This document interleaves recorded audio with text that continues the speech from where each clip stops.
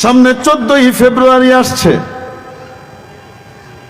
অনেকে অনেক রকমের প্রিপারেশন নিচ্ছে। যদি জানতো, যদি বুঝতো, কখনোই এদিকে পা বাড়াতো না। এটা একটা অভিশপ্ত দিন হয়ে গেছে। গোটা বাংলাদেশে সারা বছর মিলিয়েও মনে হয় কোনো এমন একটা দিন পাওয়া যাবে না যেই দিনে আল্লাহকে মানুষ এই পরিমাণ অসন্তুষ্ট করে, যেই দিন এই 14ই ফেব্রুয়ারিতে যেটা করে।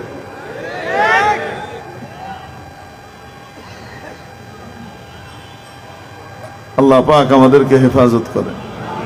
শবে বরাত ওই দিনটাই পড়ছে কমপক্ষে এই মাসে, এই বছর।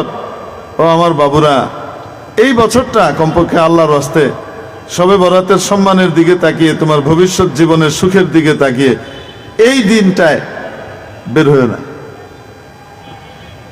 এই দিনটায় কোনো গুনাহ করো না। বয়ফ্রেন্ড তোমাকে সুখ দিতে পারবে না, গার্লফ্রেন্ড তোমাকে সুখ দিতে পারবে না, তোমার প্রেয়সী তোমাকে সুখ দিতে পারবে না। সুখের মালিক তো আল্লাহ। যদি তাকে দিয়ে তুমি সুখ পেতে চাও, আজীবনের সুখ দিতে পারেন আল্লাহ পাক, তার ভিতরেই দিতে পারেন যদি তুমি এখান থেকে গুনাহ থেকে বেঁচে যাও, আল্লাহকে খুশি করতে পারো। তো জিনা কত ভয়ঙ্কর গুনাহ, অথচ নবীজি বলছেন আল গীবাতু আশাদ্দু মিনাজ জিনা। গীবত, পরনিন্দা, পরচর্চা, পেছনে যে দুর্নাম করা হয়, এমন কথা বলা হয় যেটাতে তার মনটা খারাপ হয়, কষ্ট হয়, তো এরকম গীবত এটা জিনার চেয়ে খারাপ, জিনার চেয়ে ভয়ঙ্কর। কেন? কেউ যদি ব্যভিচার করে, জিনা করে, কোনোদিন তওবা করে ফেলে, আল্লাহর কাছে কেঁদে কেটে, কেউ জানে না, সে একদম দিল থেকে তওবা করে ফেলে, আল্লাহ তাআলা এই সব মাফ করে দিতে পারেন। হুজুর, তাহলে তো 14ই ফেব্রুয়ারিতে করা যায়, তারপরে মাফ করে নিমনে। 14ই ফেব্রুয়ারি তুমি কামরা সেরা বাড়িতে ফিরতে পারবা কিনা, এটার কোন নিশ্চয়তা আছে? আজরাইল আলাইহিস সালামের লগে চুক্তি হয়েছে তোমার? শয়তানের ধোঁকায় কেন পা দাও? এই দেশে কি খালি শুধু বুড়া মরে, জওয়ান মরে না, যুবতী মরে না, শিশু মরে না? তাহলে শয়তানের এই ধোঁকায় পা দেওয়া যাবে না।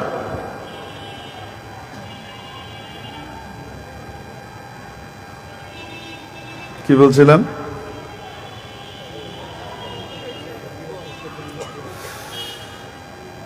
কিন্তু যদি আল্লাহর কাছে মাফ চায়, আল্লাহ মাফ করে দিবেন জিনার গুনাহ।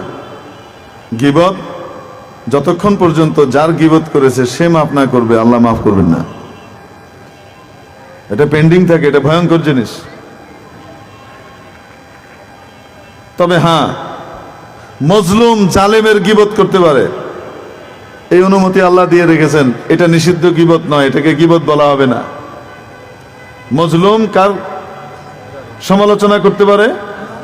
জালিমের সমালোচনা করতে পারে। আমার দেশের সম্পদ, আমার বাড়িঘর থেকে যদি কেউ লুটপাট করে কোনো কিছু নিয়ে যায় ডাকাত, তাহলে সে ডাকাত জালেম না? তা আমি ডাকাতের সমালোচনা করতে পারবো না? কি বলেন আপনি? তা আমার বাড়ির ডাকাতি কেউ করলে সেই ডাকাতের যেমন সমালোচনা করা যায়, গোটা দেশকে ডাকাতি করে বিদেশে পাচার করে দেয় যারা, এই বড় ডাকাতদের সমালোচনা তো আরো বেশি করে করা যায়। ঠিক কি ঠিক না? এই জন্য প্রশ্ন উত্থাপন করেন না, হুজুর গীবত না খুব খারাপ, একটু আগে যে আপনি ইশারা দিলেন করলেন, ওটা গীবতের আওতায় নাই। আদা বুঝলে ঝামেলা আছে। লা ইউহিব্বুল্লাহুল জাহরা বিসসুই মিনাল কওলি ইল্লা মান যুলিম। আল্লাহ পাক পছন্দ করেন না বাজে ভাবে কাউকে কথাবার্তা বলা ইত্যাদি, আল্লাহ পছন্দ করেন না। তবে যে মজলুম তার জন্য আলাদা বিষয়, কোরআনের আয়াত।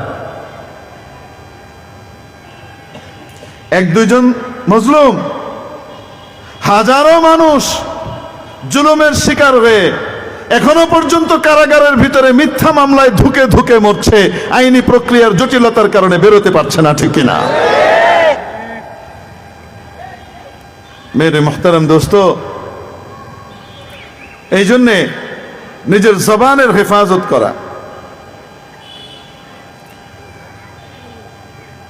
জবানের যদি কেউ হেফাজত করে, জবানকে যদি কেউ কাজে লাগায়, সদ্ব্যবহার করে, দুনিয়াতেও শান্তি পায়, আখিরাতেও শান্তি পায়।